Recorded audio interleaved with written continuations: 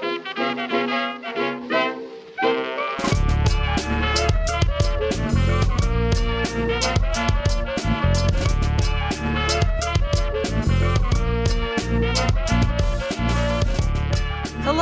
and welcome back to Transylvaniacs, the unhinged but often comical quest of two good friends to watch as many Dracula adaptations as inhumanly possible. Every episode, we try and watch every adaptation of Dracula from Dracula A to Dracula Z. Except for this episode, again, because it's time for a mailbag, baby. Woo! We had so much fun with the last one that we did back during the holiday season, and I think we're just going to keep doing this in, every couple months, because it's a delight answering your weird goddamn questions, everybody. It's so fun, and, we just did kind of a gauntlet of 70s adaptations, so, why not? Let's take a little break. Will and I, after this, are going to take our summer break for the 4th of July and all that, and you have a new job, I'm doing stuff, so yeah, we figured this would be a good way to cap off the second chunk of our little pod adventure here. How the hell you been though? You know what? I'm doing pretty damn well. Love that for you. Yeah, I've been so busy the last couple weeks. I've just been doing so much, and it's been a lot of fun. I have been truly living my best life. That's excellent, except for the part where I-95 collapsed. Yeah. That was, in between. Okay, I guess with the asterisks of the Quebecois death smog that floated down to Philadelphia for a couple of days, and then I-95 melting for a little bit in Philly. It's fine. Everything's fine. Yeah, there are no serious concerns. We're not worried at all. Just happy for once that the infrastructural tragedy in the state of Pennsylvania was not Pittsburgh. I know. It's a shock here in southeastern Pennsylvania when this happens to us. Our infrastructure is garbage too, but you guys are you're the champions of this. You're champions in most of the sport. You're in champions of crumbling infrastructure. Philly, listen, we get to have a win sometimes. Yeah, you want to hop in and do this thing? Yes, let's do it. Let's do it up. Do you want to start or shall I? I can start us off. Yeah, let's do it up. All right. Lordy B asks us, which adaptations are you most dreading / least looking forward to covering? Oh, man. This is one of our listeners, Ian, who has been lovely and reposts our stuff every time that we do stuff. So thanks for that, first of all. Secondly, this is a tricky question, but I personally am going to have to go with the 2013 TV show adaptation starring Jonathan Rhys Meyers and Katie McGrath. Mostly because I've already seen it, and it sucks balls. It's so bad. Is this a Stephen Moffat joint? Oh, I don't actually think this is a Stephen Moffat production. Okay, thank God. Yeah, no, I think we are miraculously spared of his tomfoolery on this show. But this was a peak dark and gritty adaptation era. But it's a really bizarre take on the story. And what I remember more than anything about it is that it is unbelievably fucking ugly looking. Everything in the early 2010s had this weird green filter on it. It just looks like a Genet film, but the least charming version of that for an entire show that's also written like shit. Yeah, so that's my answer. What about you? I'm gonna latch onto that answer because I don't have any other answer beside that, really. Yeah. I feel like the rest of this stretch of the podcast, I'm just gonna ride it out and just see how things take me, because they're either ones I've seen before that I'm very excited for, or ones I have no information about going in. So, I guess I can only be disappointed by some of these. I don't know. Maybe the opposite tact is I can only be pleasantly surprised. But I kind of know how these things go at this point. Yeah, no, you know the drill. And we've made it through like I said, the 70s gauntlet. We've got like that one Werner Herzog, which honestly is kind of timeless, and then we're gonna get into like the 90s and 2000s, which is gonna be because there's just like no adaptations in the 80s. For this chunk, if you are new here, we are doing straight adaptations first, and then getting into some of the wackier shit as we go on. So we will be back to all of your weird spin-offs and your Batman Draculas and your Andy Warhol Draculas and your 1000 Christopher Lee Draculas that slowly make less and less sense. But for the time being, in our first chunk, we were going with straight adaptations. So, all right. Next question comes from Wendy, who is wonderful. I will plug her YouTube channel in the comments of this because she does really cool like weird video game reviews and also a lot of unboxings of like retro tech and game memorabilia from Japan. There's one video in particular on the Lawnmower Man that I find pretty great. Yeah, she's wonderful. But her question, I think, is really cuts right to the core of this all. It's 2 words. Lesbians when? Never soon enough. Never fucking soon enough, Wendy. Comically enough, the 2013 Dracula starring Jonathan Rhys Meyers and Katie McGrath has a subplot in which Lucy is secretly in love with Mina, which I'm surprised we haven't seen before, but like has been hinted at.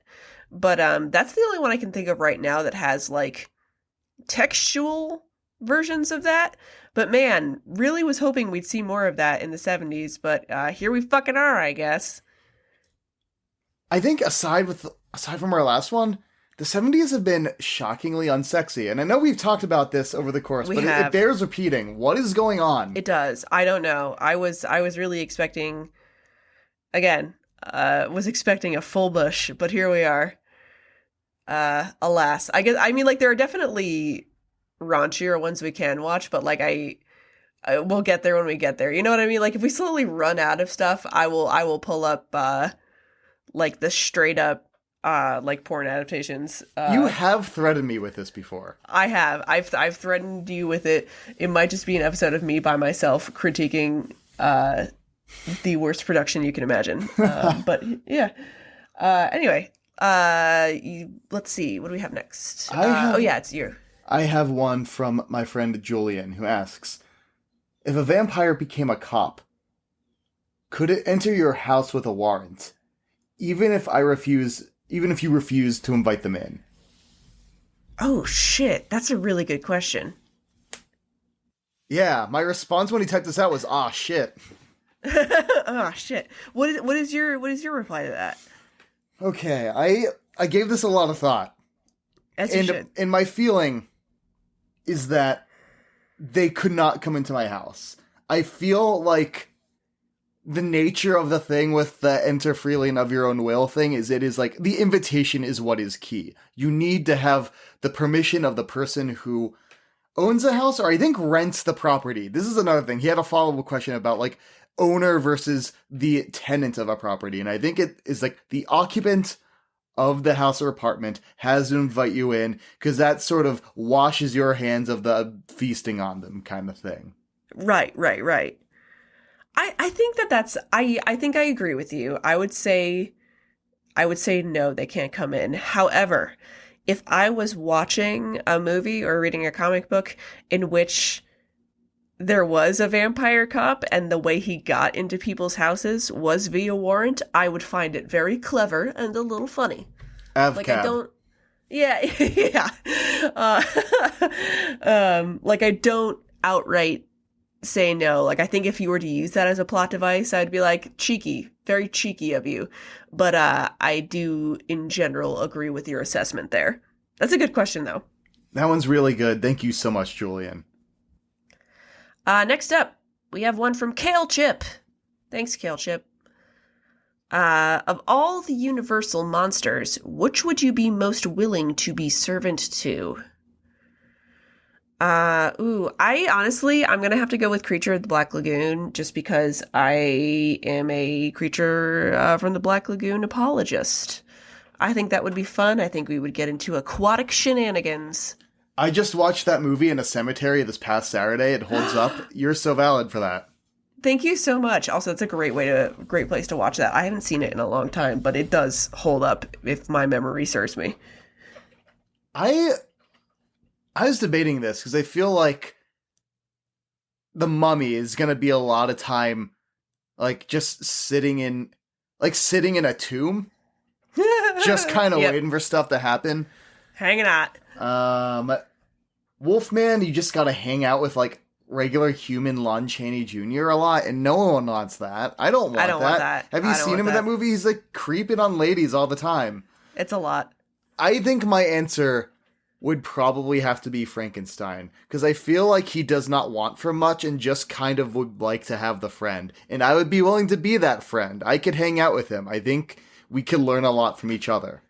I fully accept that, and also I had predicted that answer for you as you are a Franken guy. Like I you am a love- Franken you love guy, some, yeah. some Frankenstein. I also think that would just be like very pleasant. Like I feel like he'd be like, "Let's read by candlelight," and you'd be like, "Yeah, buddy, I got you." Yeah. Oh wait, not too close. I know how you are with fire. I got it. I'll move it back. It's good. sorry.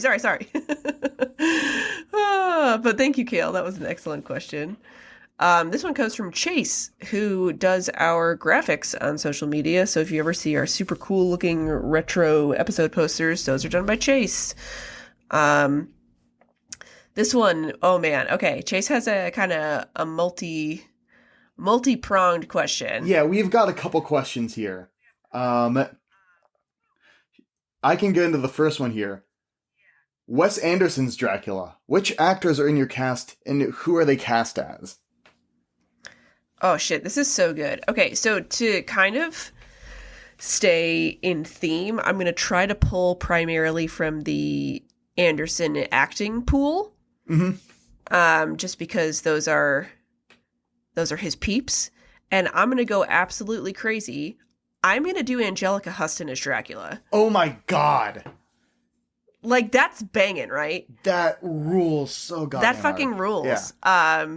Mostly I just want to see her be Morticia again. But I honestly think she would have great presence in another role like that.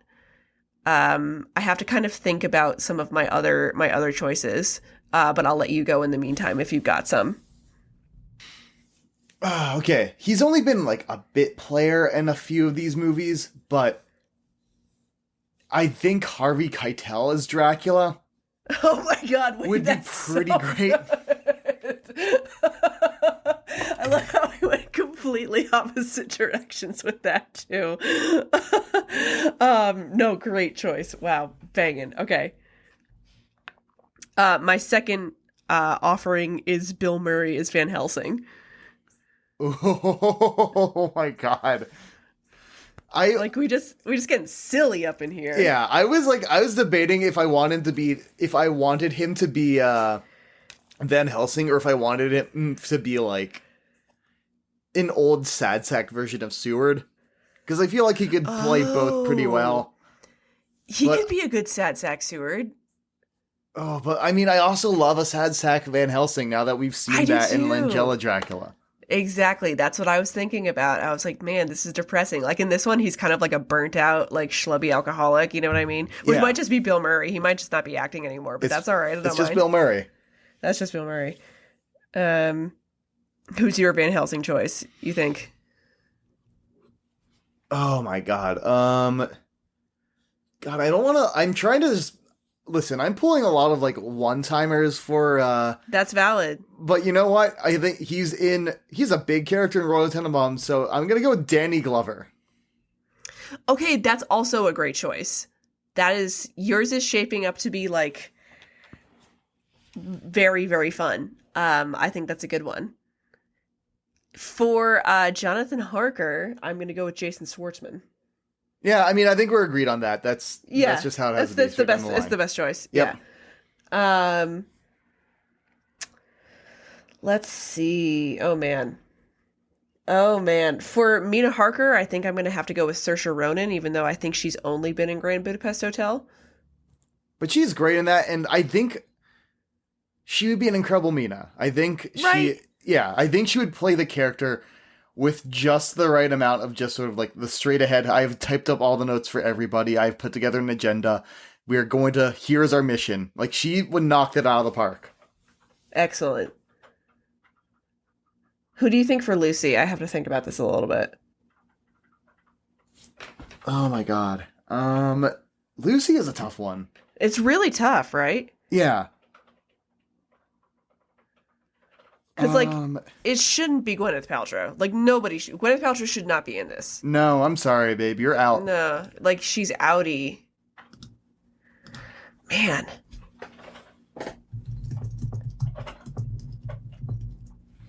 Here, not me, like, pulling up the list of Wes Anderson actors.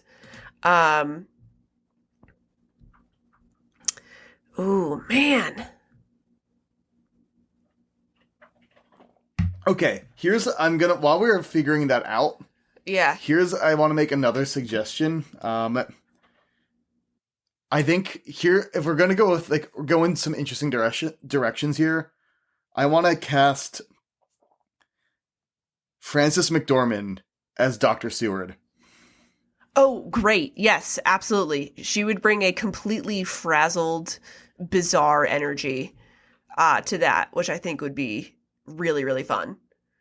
I was going to do Edward Norton as Seward, but I think that Frances McDormand is better. Like, by a lot. I was going to offer up, and I think you'll probably be in agreement here, for Renfield, Willem Dafoe. Oh my god, of course. Like, obviously. That's a very obvious choice, but, like, I don't care. I mean, when you have a clear winner, you just go with it. You just go with it, right? Man, yeah, I don't really know what to do about Lucy. Because we could gender swap that one as well, but, like, the main thing is that a lot of his actors are very much, like, boomer, older Gen X. And I feel like he does not have a ton of younger people that he's worked with. Okay, I'm looking at the cast of Asteroid City coming out very soon. Yeah. And you know what? I'm going to go with Maya Hawke. Maya Hawke great is choice. in that. Yeah. And also, I think she would play well against Saoirse Ronan. Yes. Like, they've got kind of a, like, two sides of the same coin thing going on. Oh my god, totally. That's a lot of fun. Okay, cool. And then for Arthur and Quincy, those are our last two. This is just ripping off the Royal Tenenbaums, but I feel like Owen Wilson should probably be Quincy. Yeah, I was going to say he's just playing Eli Cash again. He is, and but, like, I don't have a problem with that. Yeah. I don't have a problem with that. Going to throw out two wild cards for Arthur. Okay. Adrian Brody. Mm-hmm. And Tilda Swinton. Ooh. Or should Tilda Swinton be the alternate choice for Angelica Huston for Dracula, because she is a fucking alien, and she has played a vampire before very well in Only Lovers Left Alive. Okay, yeah, I think that's what we're going with. I think that is our alternate. Yeah, she's gonna be our alternate. I would watch either of those just, like, happily. But yeah, that is the completely off the rails Wes Anderson's Dracula. Our second question from Chase is, we see Dracula in plenty of gothic horror films, but what style of storytelling would you like to see him cast in? I'm preferential to seeing a spaghetti western Dracula. You are right to say that, because that would be fucking awesome, first of all.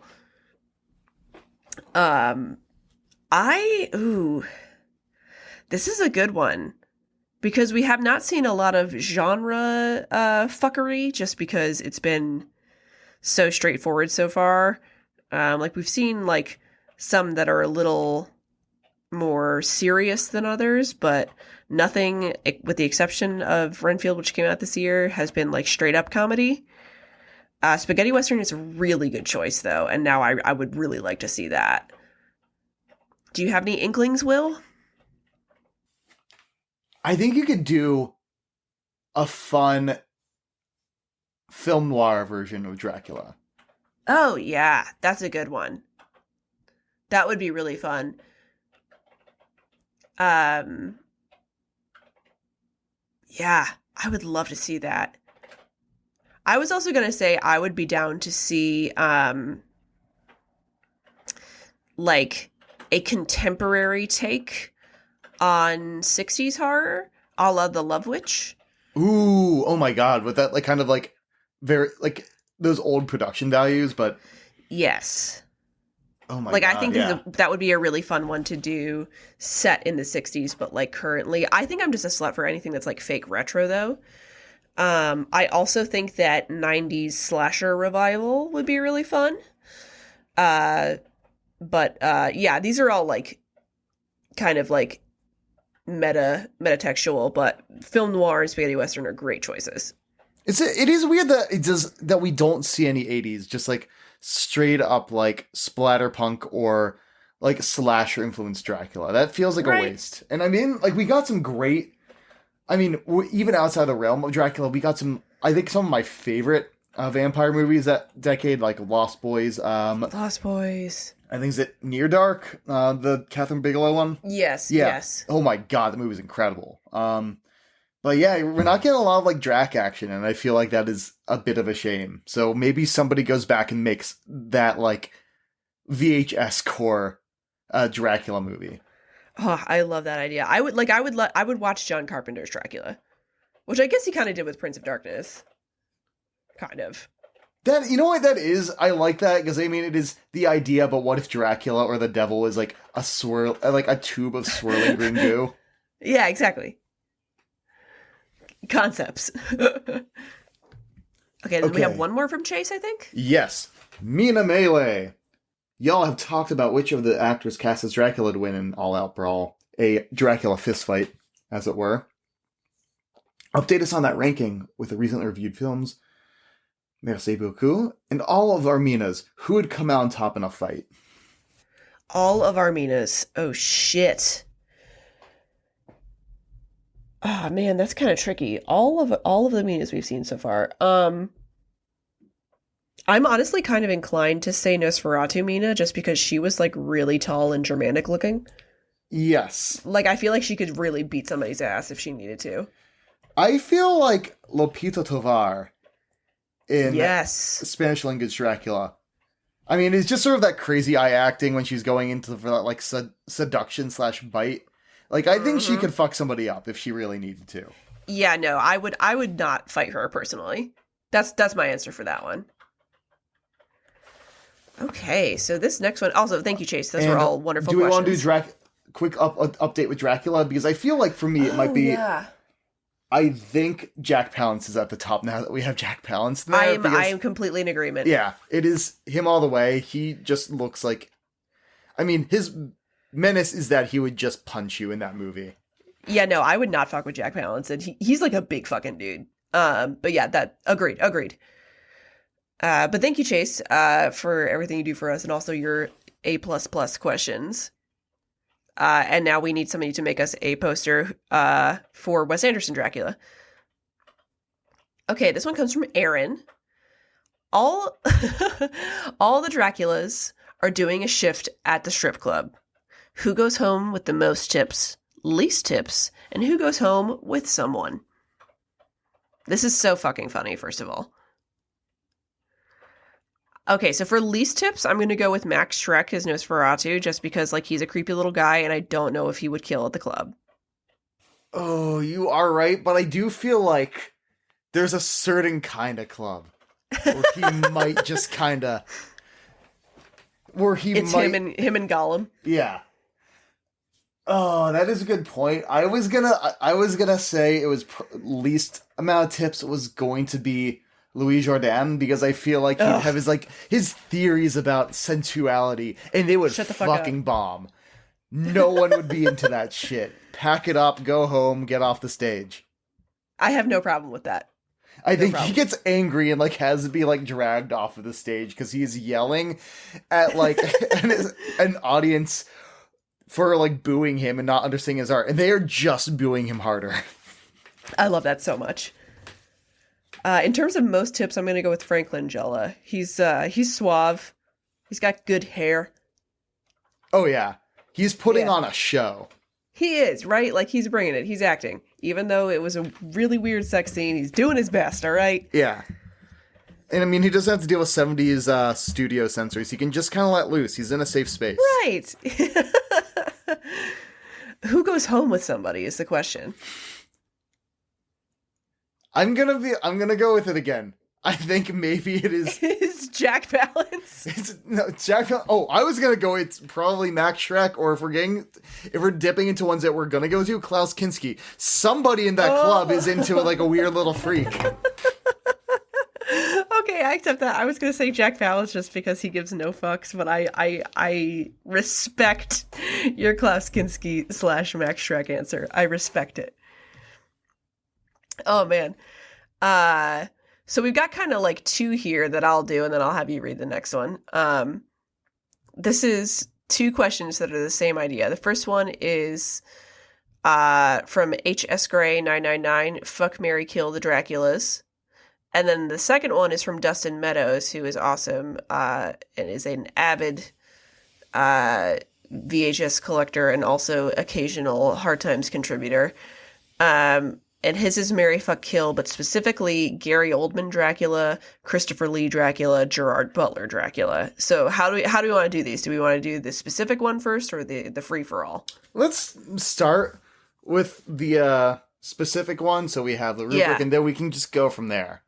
Okay, cool. So mine for that question is I would marry Christopher Lee Dracula. I would fuck Gary Oldman Dracula, and I would kill Gerard Butler Dracula. Just because, man, I don't need that in my life. Yeah. All right, I think we're pretty similar. I'm going to swap around two of those. I'm going to fuck Christopher Lee Dracula. Valid. And I'm going to marry Gary Oldman Dracula, because I'm sorry, I'm a big softie. I'm a Cancer Moon. The whole I've crossed oceans of time to find you kind of romance would win me over. Yeah, you sappy Cancer Moon types, whereas my moon is Scorpio, so I'm like, yeah, fuck you. Whatever. That's a good answer, though. Yeah, it's good. And then what are we going to do for the free-for-all here? Ooh, free-for-all. Okay. I know, right? Louis Jourdan, you're out. I'm sorry. No, he's out. Yeah. He's out. You're fuck done him. for, buddy. Get out of here. Killing Louis Jourdan. Fuck him. But not actually fuck him. That's very important. Mary is gonna be Frank Langella. I'm sorry, the man's got it. Oh yeah, I think that's a very reasonable answer. I'm down with that. I think I would say the same, and then I would probably fuck Christopher Lee Dracula. Like, he's very handsome. Yeah. I'm down for that. Yeah, like, I think that would be it. Yeah, I think I'm comfortable with this answer here. Yeah, that's a good one. Yeah. Thank you for the, as always, straightforward but very fun questions. All right, the next one I have is from Ian I. Cranmer. Favorite non-Dracula related pieces of media? Love the show, keep it up. Hey, thanks. Non-Dracula pieces of media? Oh, I like a lot of stuff. My wife and I spend a lot of time watching Twin Peaks. I'm a big Twin Peaks fan. I have a tattoo of Twin Peaks that was, liked it so much I got it twice. JK, I had to get it covered up because it was fucked up the first time. But love Twin Peaks. I also love anything Zelda related. And have spent a lot of time playing Tears of the Kingdom.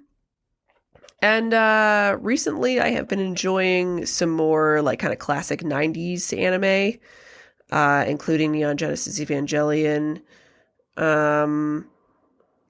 Those are like really up there in terms of media for me. But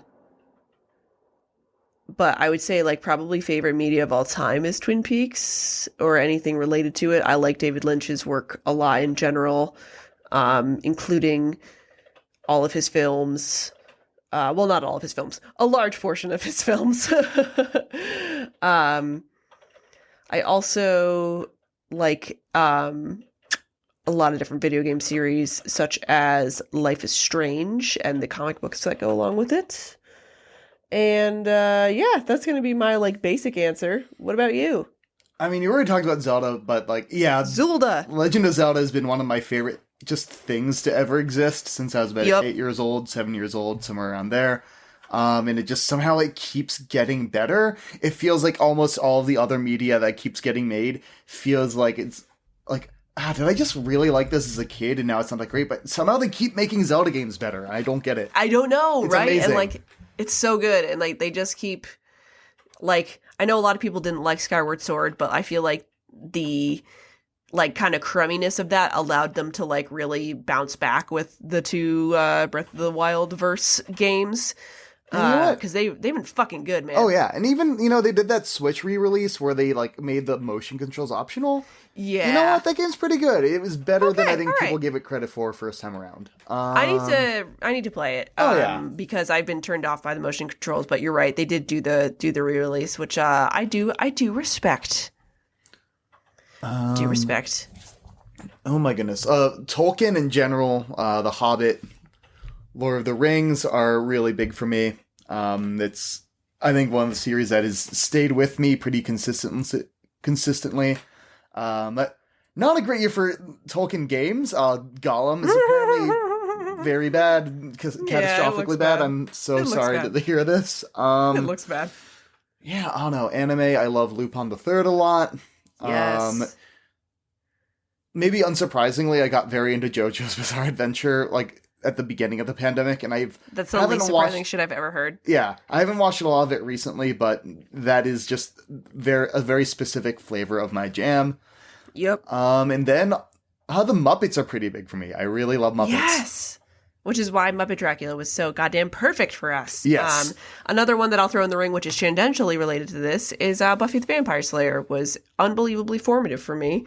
It is a big, long show that is kind of a pain in the butt to get into, but it is consistently good and holds up really well, regardless of whether the fact that Joss Whedon's asshole or not. I don't care. He made some really, really good work in the late 90s and early 2000s.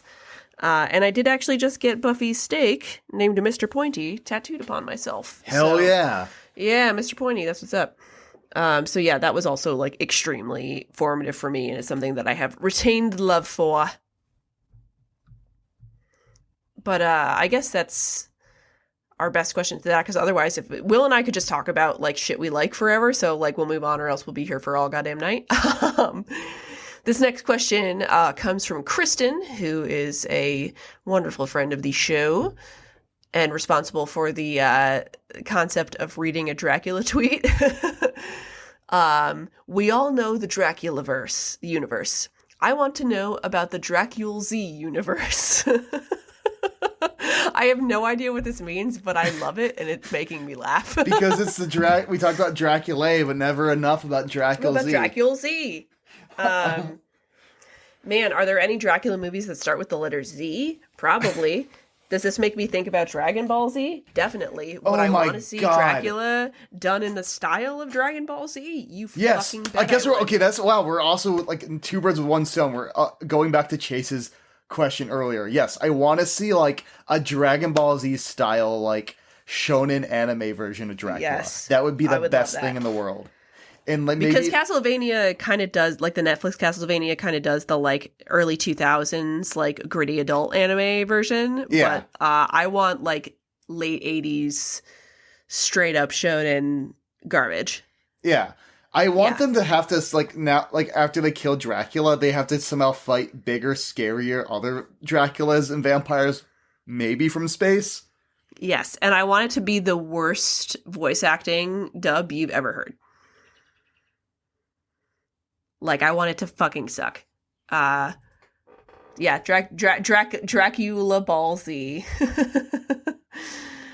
I guess that is the Dracula's universe. There you go. I can come up with some character ideas. I feel like our Krillin is unfortunately gonna be Jonathan. Our like, Yeah, we have little no butt monkey. Yeah, we got it. There's always a butt monkey. Yeah. You know? Okay. All right. So we've got a slew of questions here from my friend Jessica, who also hosts the Fright Fiends podcast. We'll link them. Yeah, they'll link them. They're also doing some incredible work in the horror podcast game. We love to see it. So the first one that I have here is, would you ever do a Van Helsing cover? And I checked in to clarify to see if they meant, uh, would we ever do an episode on the Hugh Jackman vehicle Van Helsing? And that is indeed what she meant by that. And can I answer for both of us? I don't Yes. mean to speak for both of us, but absolutely yes. Yeah, you bet your ass we are. That is part of an era of movies that I love, which is early to mid 2000s sci-fi fantasy overlap, including the Underworld movies, including the Resident Evil movies, including fucking League of Extraordinary Gentlemen, which is very tangentially related to Dracula, and of course Van Helsing, what's it fucking called, Constantine. All of those have a very similar look and directorial style. They came out like within 3 or 4 years of each other. They all look the same. They all fucking suck, and I cannot wait to watch this. All right. If I have another one here is, what are our thoughts on bringing in other supernatural beings into the Dracula universe, such as werewolves, ghosts, and mummies? You mean like, I don't mind when adaptations do that. I think it's kind of fun to kind of like do a grab bag approach, especially for less straight adaptations, like a la Penny Dreadful, which like has Dracula in it in the 3rd season, but like also has some werewolf characters and like other. It has Dorian Gray, like it's a literary pinata. And I think that's a lot of fun. For the sake of this podcast, if we were to do werewolves, we would be here for 1,000 years. So Yeah. I don't think we'll do werewolf movies. But if they're in a Dracula movie, I'm not opposed to it. I think I interpret this question more being like bringing in other monsters into like a Dracula story, which I'm all for. I think it adds to the flavor of the text. I think you could argue, if you look at the original story, there is a lot of unexplained phenomena in Jonathan's journey to the Carpathians, the fires out in the woods, the howling of the wolves, which I think are described as werewolves. I think there's room for all of that stuff to exist in the text of that book, even if it's not really the focus. Yeah, I think that's a cool idea. I'm down for that, for sure. Who is your least favorite Dracula and why? Both of us are going to say Louis Jourdan because he's unbearable to watch. Yeah. He thinks he's so sexy and he just gives sex pest energy. It's horrible. It's like skin crawly. Who's your guilty pleasure Dracula? I'm going to have to go probably with Gary Oldman. I know like some people will say he's genuinely good. I think it's corny, but I like it. Yeah. I mean, I'm of the mindset that I have no guilty pleasures. I celebrate all of the things I love with my full chest. But yeah, it is probably that movie too, because as I've said many times, I'm not sure if it's actually good, but that does not stop me from loving it for whatever it is. You fucking bet. And then the flip side of this coin, who's your guilty pleasure Renfield? Man, this is kind of tricky because like he's been cut from a lot of the adaptations that we've watched. So I kind of want to say Nicholas Hoult because like that movie was goofy as all hell and I liked it and Nicholas Hoult did a good job. Oh yeah. But also Klaus Kinski, even though he didn't say anything. I don't know. What do you think for this one? I want to go with, because guilty pleasure is sort of... Yeah, that's a tough one for Renfield, because it's how are we quantifying that? Because I think they're all... They're all bringing something different to the role. Sometimes more, sometimes less, sometimes so little that they're not actually in the movie. But I think... So, I don't know.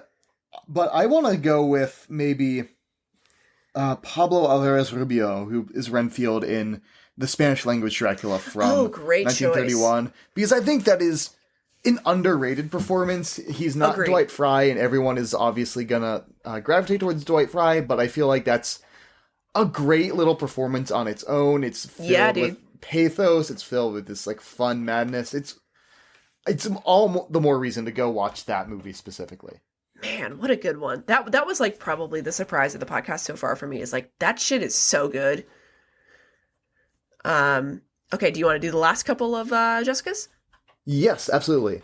Would you consider doing Dracula Dead and Loving It? Yep, Yep. we've had a couple other people ask this in the past. We will absolutely be doing this. You bet we will. Yeah, I love some Leslie Nielsen and basically anything he's in. As you should. And this is an interesting one. Is there a Dracula that took it too far? I think. I mean, we're harping on this guy. We're just officially a like Louis Jourdan Dracula hater podcast at this point, but as we should be. I think it is. There's something very unsavory about that adaptation in general, and the way that the violence and the sexual violence is portrayed. That is just very unfortunate. It doesn't feel. It's realistic in a way that doesn't feel like it adds anything to the text. It's not. It feels like it's more of a shock value, and it's just uncomfortable to watch. Yeah, and like, I think that her follow-up to this is whether that be away from the original text or just too over the top. I think that the 2013 one, which we've talked about a couple times, has Dracula be like a young American industrialist, which I just think is a fucking stupid choice.